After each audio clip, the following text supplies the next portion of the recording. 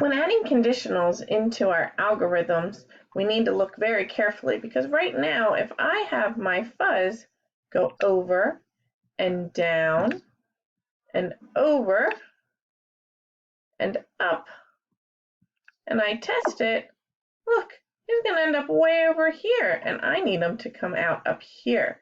So we need to add in some conditions, some if-then conditions.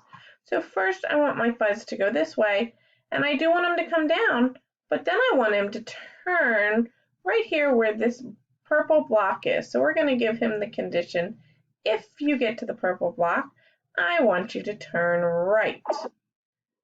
So far that works out. So then I want him to go down, and I want him to go over again.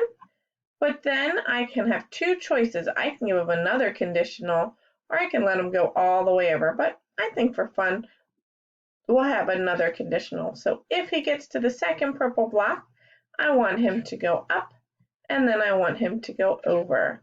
I test my algorithm. Looks like it's going to be great. And so then I send him through.